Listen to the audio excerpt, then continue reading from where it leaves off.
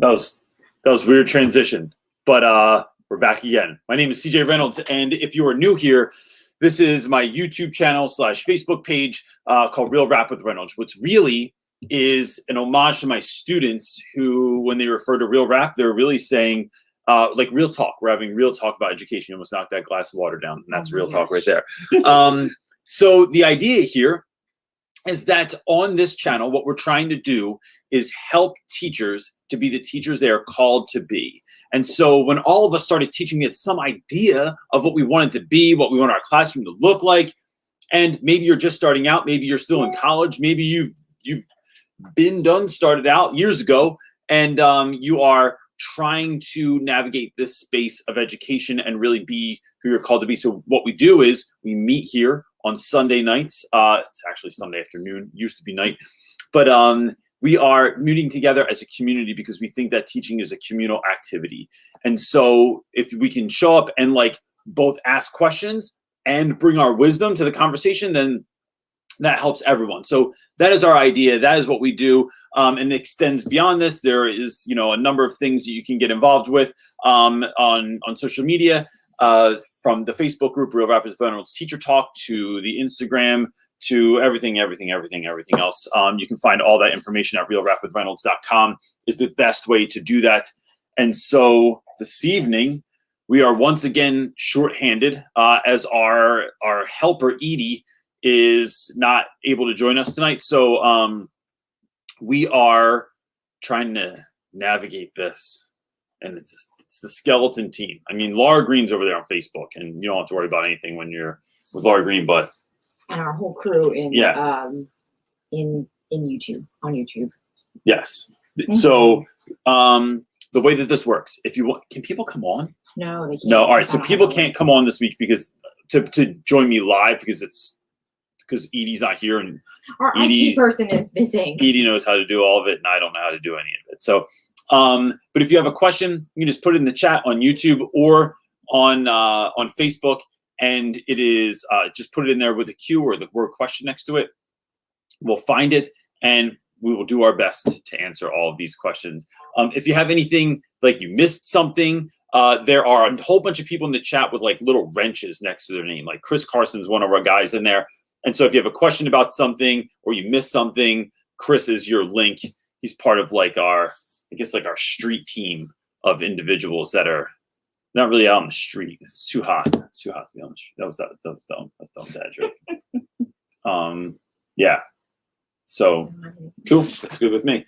So I'm wondering, last week I asked people like, what year are you going into teaching? I feel like there's so many questions about this year. Like I've been getting asked questions like, how are you preparing for this year? So I'm just curious as to how people are getting ready for this year, or maybe you're not. Maybe that's like your gig is to not get ready for the year. But I'm curious as to like, this is such a unique return this year that we've never had before. How are you navigating that space? Chronically Speaking said, I start my very first teaching job tomorrow. So excited. Awesome. Yeah. Awesome. Why? That's well, they might be doing another country. Someone else said they do in our Facebook group. Someone mentioned that they have, I forget what it was called. They like teach X amount of like weeks or months, and then they have 2 weeks off. Yeah, so that's year-round schooling. They do. She called it something different. I forget what it was, but schooling year-round. Did she call it? No, stop. Round the year schooling. No. Those are 365 Shush. schools. Okay, we have a question. Hooray! Cool. Go From ahead. John Lopez. My CJ, buddy. if you had the chance to speak with your former teachers, what would you like to say to them? So, John, maybe after my third year of teaching, something around there, I actually wrote a whole bunch of old teachers. Like I wrote them, you would like this because I wrote, pen to paper, wrote letters to them and to teachers that stood out to me that like, I never had a teacher that like changed my life. But I have had a bunch of teachers that were like remarkable in some sense. And so what I tried to do was like, just reach out to them and say, like, I thank you so much. Like you probably don't even remember me. I was never a memorable student. But when Mrs. Pancherson at 7th grade or 7th Avenue School in Haddon Heights, New Jersey, she taught 4th grade, and she used to read to us every day after lunch. We'd go to lunch, we'd go to recess, we'd come in, and everyone could just she would leave the lights off, and she would just read to us things like My Side of the Mountain, or 4th Grade Nothing, or a number of other books. And it was just one of my favorite things. Or Mrs. Her name used to be Mrs. Norman, though I know she got remarried after I left, and I forget what her more recent name is, but things that she did. Mr. Kerr, who gave the greatest attentions of all time in 8th grade at Haddon Heights Middle School. I wrote all of these folks to just let them know. And so I think that's it. I think what it is like, and I encourage teachers to do this. Like if you've never done this and you're an educator or you're going into education, taking a moment, thinking about the people that made you who you are today, or have sprinkled some kind of magic on your life, and then just writing them and noting to them that like those ordinary things that they probably did for thousands and thousands of students like made an impact on you is so deeply gratifying in a way where like we forget that like you need that, like teachers need that.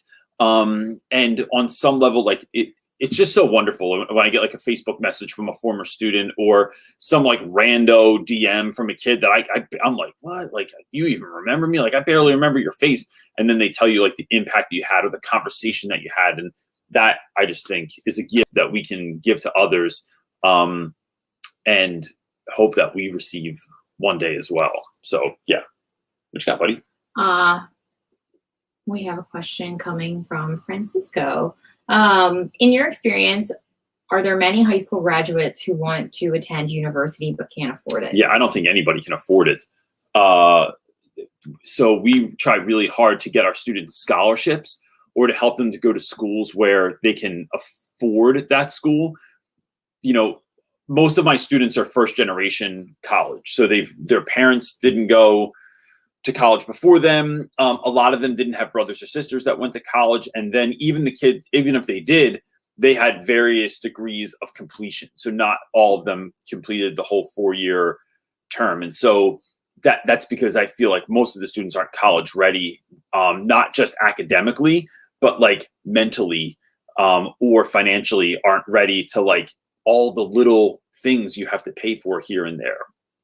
So I think it's trying to help kids understand it, like understanding that financial piece earlier, as early as they can, and then trying to help them build towards something that is not going to like bite them in the ass later. Like I don't want a kid to graduate from high school and then know that they're like, or graduate from college and then it's a shock that like the student loans are coming in. Like to me, like it just never dawned on me how to navigate that world. So yeah, but we've had kids in that situation, which is, to be honest with you, is like part of the reason that we are in this next season of Real Rap with Reynolds, like in all that our team is doing is creating something that is going to create income for our team. And then that income will be used in part to be able to bless kids. So like I have kids that like can't afford books, like they can go to college, but they can't afford books, or they can't afford like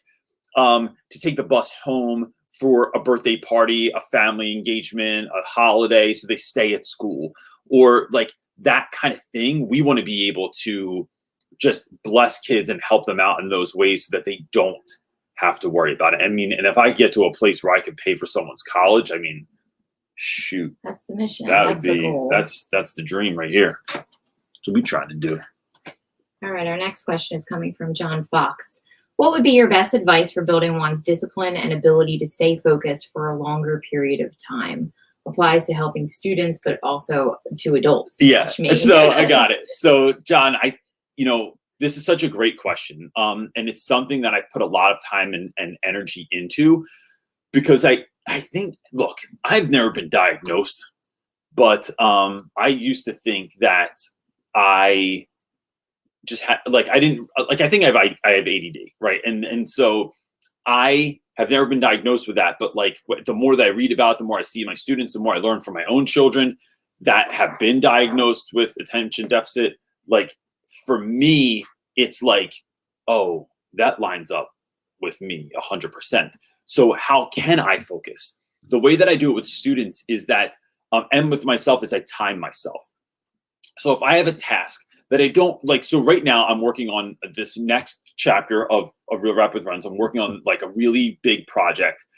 And for that project, it takes an enormous amount of concentration and lack of distraction, right? So it's how can I best do that? And so some of it is figuring out what works best for you, but the shortcut, this is what I tell my students too, the shortcut to success is always the work. That's the shortcut. And I think about when I was a kid and I would pretend to brush my teeth instead of brushing my teeth. I would go to the bathroom, I'd run the water, I'd squeeze out a little bit of toothpaste, I'd wet my toothbrush, I'd stand in there for a couple minutes and just stand there. And then I'd put my toothbrush away, I'd turn off the water, I'd wipe my face off. It was bro, you could have just brushed your teeth in that time. The shortcut. And I probably wasted more time in there thinking about how long it probably takes me to brush my teeth. So the shortcut is the work. So for me, it is finding a room that has the least amount of distraction. I do listen to music a lot of times because my children will distract me. If I hear them ask my wife a question, I think I can answer it. If I hear the dog whimpering because he always wants to come in the room with me, I try to minimize those distractions. So I put on music, but I put on the same Pandora station every single time. I then often set a timer. And I think the timer is your best friend when you're trying to focus, because sometimes I think gosh, I got to get this done and there's so much work to do, but can I focus for an hour?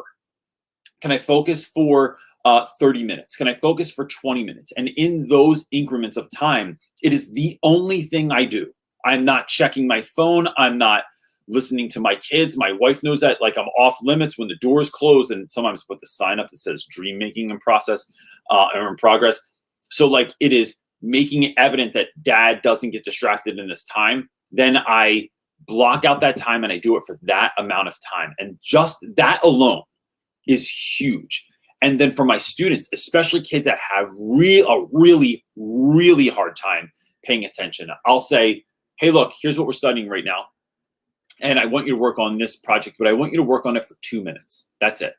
But in that 2 minutes, you're not talking. You don't check your phone. You're not picking something off the floor. You're not getting water. You're not going to the bathroom. You're not looking at somebody else. I need just 2 minutes of utter focus.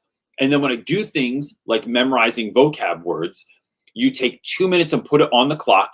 The kids take 2 minutes and study. Then I go, here's what I want you to do. Because before this, you knew no vocab words.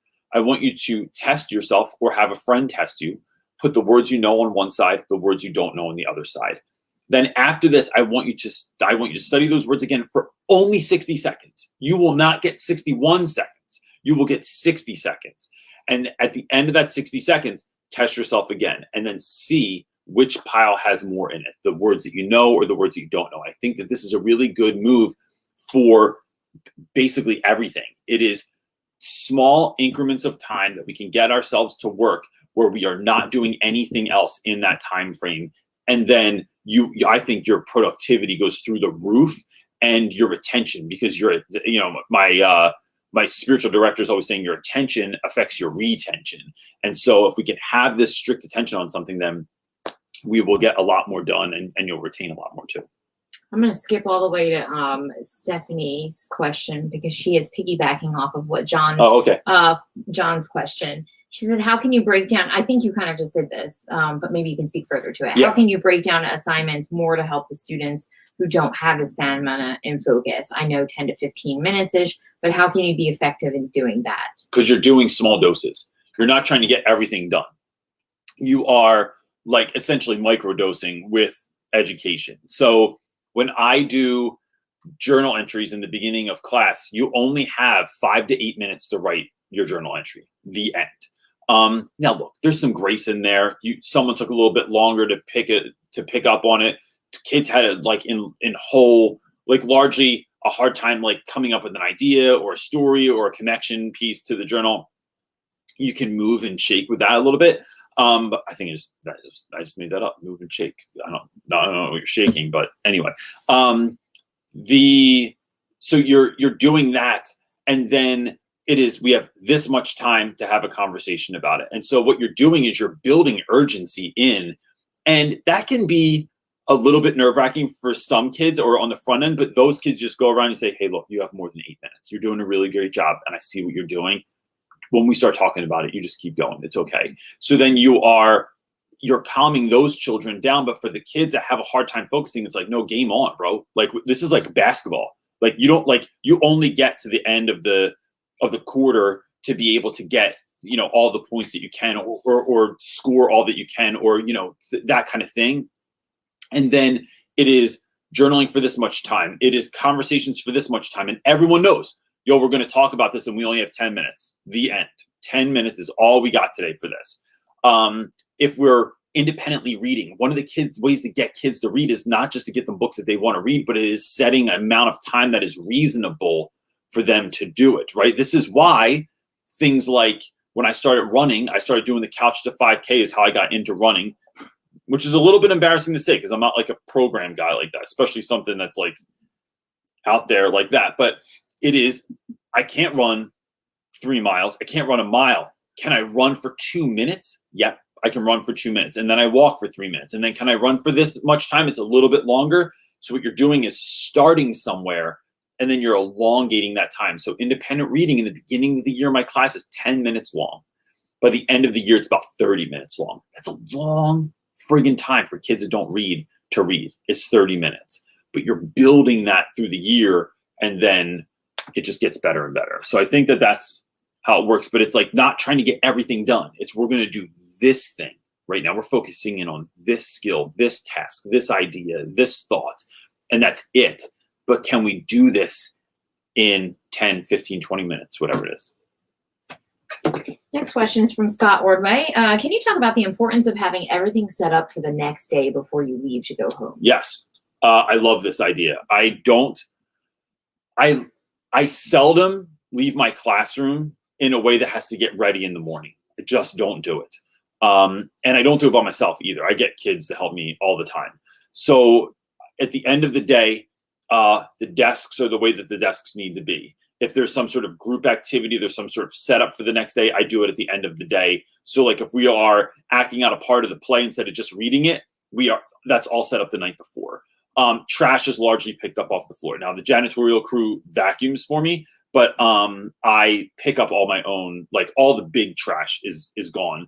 The whiteboard is spotless. I don't always write on it for the next day because sometimes I'm not completely ready for the next day because I have to think about my lesson plan on my drive to school because that's how I roll. But it is, so that is clean though and ready to go. My desk is never messy.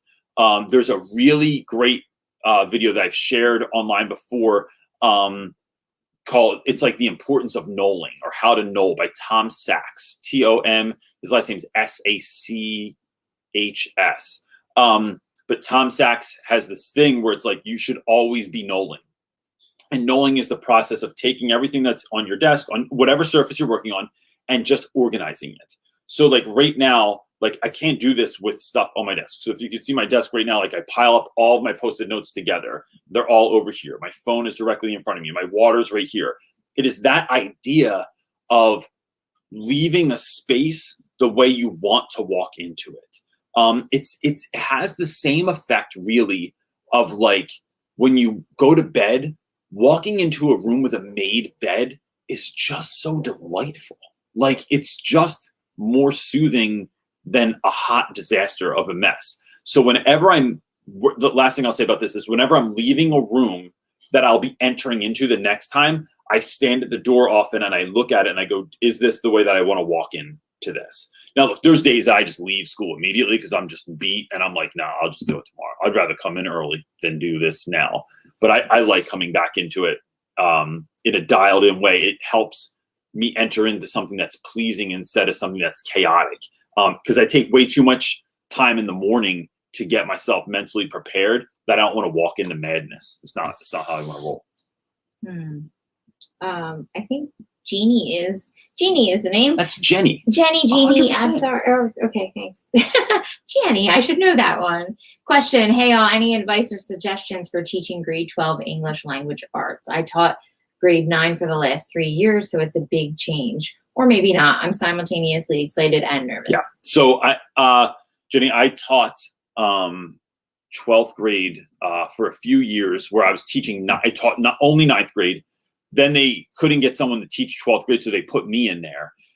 I found the best way to navigate that space is really to help kids realize what they're going to need next year. So if they go to college and even beyond college, right? So like how are you writing professionally? How are you learning how to write and craft emails? How are you learning how to do a research paper? How are you learning how to like read a book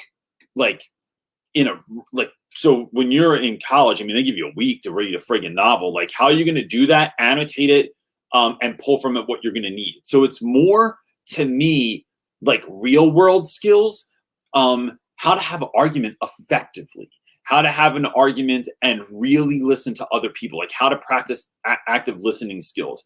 I think that it's a lot of that sort of thing, and then really applying it to the real world. One of the things that we found in our students, there was like some research done through our school that showed that students really our students lacked a lot of base knowledge. So when going into school, if something was referenced, they didn't even pick up on the reference. Like, so in the word problem, they didn't know the things that were happening like in the word problem. So like if a place was mentioned, if an animal was mentioned, if a process, if a historical moment was mentioned, our students didn't know those things. And so I think that it's trying to connect what you're learning to real world events also. So whether that's through using like current events or something to that effect, you're trying to get kids like learning is something we're doing all the time, and it's going to enhance who we are and how we roll, and then being ready going to college next year and being ready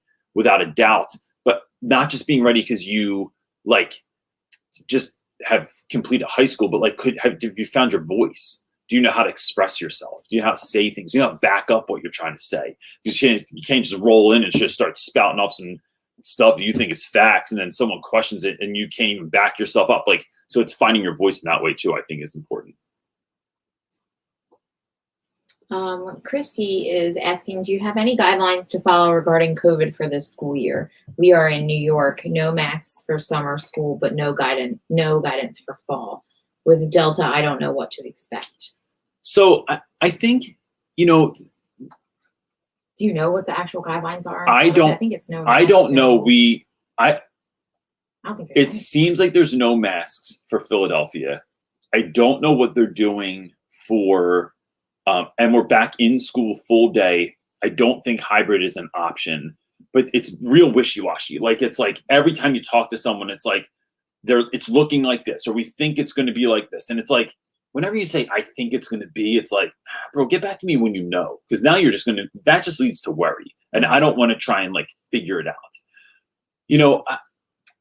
To me, look, I think it's going to come down to this. I think it comes down to teachers really educating themselves on what this really looks like. Like what's the actual science behind it, trying to stay up to date with that as much as possible, and then trying to communicate these rules and procedures to students in a way that is not, it's not the dictatorship. It's not the don't do this. I better not see you doing this. You're not allowed to do this. put the mask on, put the visor on, stay away from one another, put hand sanitizer on, stop putting that in your mouth. It is communicating into a way where it empowers children, because what kids often don't understand, right? Especially when it comes to any classroom rule. I'm not just asking you to do something because I want you to, because I prefer it that way, because I'm in charge and you're the student and now you have to listen to me. It's about working together as a community. It's about looking out for one another. It's about helping one another to find success at the highest level, but we can only do that as a group because we are in this communal context. So when we're doing that with students, we are allowing them to have a role that makes them powerful, right? Like it's like you can only prevent forest fires, right? Like you using hand sanitizer. Let me break that down for you. Let me tell you what that's going to do. Let's talk about how not everyone in our school has good health care, or maybe any health care. Let's talk about the kids who are living with their grandparents, who might be, although many of us might just get like a simple cold from getting something like this, or like some flu-like symptoms. Somebody else who's older that doesn't have the immune system that you do, or someone's mom who's going through cancer treatment right now who has no immune system, or something of that particular nature. It's like you are empowering students to think beyond themselves, and then also to feel that power of like, no, I can do this. I can do something to help. Without making them do it, you're empowering them to do it. And I think that simple switch empowers kids and just makes all the difference. I think the COVID thing is really curious this year, because it makes going back to school like it makes it so wild, because it's like, what are we doing? Like, how are we? So how are you actually preparing for that when you don't know? I don't know that you can prepare for it so much. So what do you think people should be doing? Well, I don't know, because I don't know. Like, I don't even know like how many kids are going to be in each class. Like, are there going to be like, where are kids eating? How are we navigating the school space? Things like they took out all the water fountains in my school. Did I tell you this? Oh, so they only have water filling stations. What if everyone doesn't have a bottle? What if you don't have a water bottle? Like, I would hope like, that the school would be providing. So maybe there's cups, right? But like, what happens when we run out of cups? We run out of soap and paper towels all the time. We run out of oh my gosh. like of copy paper. It is like there are very few staples you need in a school, and copy paper is one of them. Yeah. So when that happens, it's how you prepare for that. I don't know. I think you prepare for it by preparing yourself. That's my answer. Is how am I getting into a place this year where I'm like, and this sounds so hippy dippy, but like I'm vibrating on like the highest level, where I heard this quote recently, and Oprah Winfrey said it, I think, but it's attributed to someone else, that you are responsible for the energy you bring into every room. You are responsible for the energy you bring into every room. And so if we're cognizant of that, then like, how am I going into the school? How am I entering into meetings? Am I being negative? Am I just hating just because I want to hate? Or is it like actual like constructive criticism? How am I like, what I love to do is have this idea that like the room should be better because I'm there. Like, I'm gonna love someone, say something caring to someone, compliment someone, ask thoughtful questions. I push back a lot. I'm sarcastic as hell, but it is like, where is that coming from? Is it coming from a place of me trying to be a jerk? Or is it like me trying to lighten the mood, me trying to be funny, like me trying to like ease the tension or something like that? I think that's where it comes from too, but yeah. Yeah, but so to answer your question, I'm not really sure. I have no idea. Yeah, Laura Green said Godspeed to those going back off after over a year. She said they were in school face to face all last year, but she said it was really great, but it was really difficult. Yeah, and leaning into like not being surprised. Like, are we surprised? Like, it's always difficult, right? And I'm not. There's always a difficult component. Yeah, there's always something every year, right? So there's, and I think when you go into it, knowing that, it just makes it like, all right, so what are we going to do? Like what we're doing is showing up and caring for children, because children have been out for a year and a half also. And so can we show up and care for them? Can we care for one another as a community, as a team? Instead of this idea of like, just waiting for things to happen for you. It's like, well, what can you show up and do? Like, I just think that that's a better angle, and then it empowers educators too. And you're not just helpless. You're not just you don't not know what to do. Yeah. So, and then especially like for SPED kids, like looking out for those students that have, learning differences. Gosh, and I think it's also, there's going to be a lot of beauty in it too, where like kids are so excited to be back, and that might manifest in a bunch of different ways, like wacky behavior and stuff like that, because it's like no one's going to say, I love you guys, I love everybody, and I'm happy to be back. But they might. But it's like when the dog gets all hyped up, did I compare children to animals again? I sure did, because kids are like puppies sometimes, and they're jumping on you and their paws hurt and they bark too much. Crazy. And it's like, come on, bro. Yeah. So look, it's fine. I mean, if we don't have a ton of questions, it's fine. It is the middle of friggin' July. And I'm sure that either people are getting ready to go back or they are savoring those last few moments before they do go back.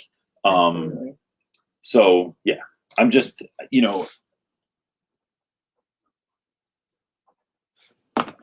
so yeah.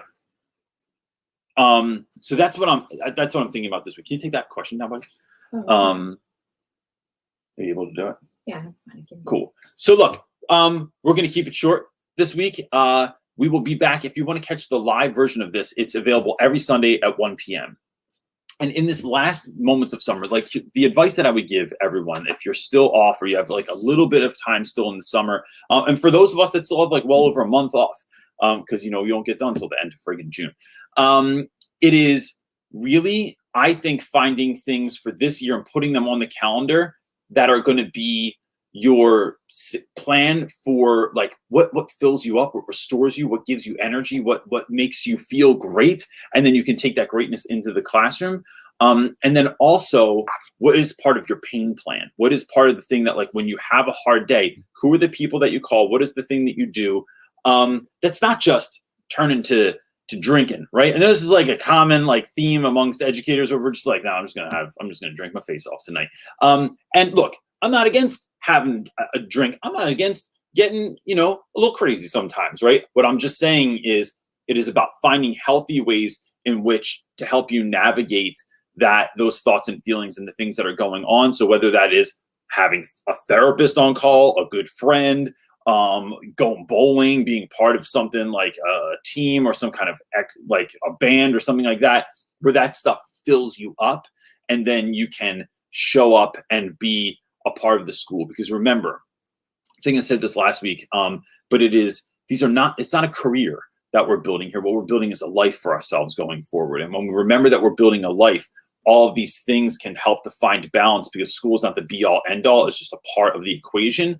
And I think that we lose sight of that sometimes, and it's important to know. So that's it, gang. Thanks so much for being a part of this every week. If you need anything else, you can go right to our website. Anything about us, from the book to the mentoring to the merchandise, it's all right at realrapwithreynolds.com. And we will catch you next week. Peace.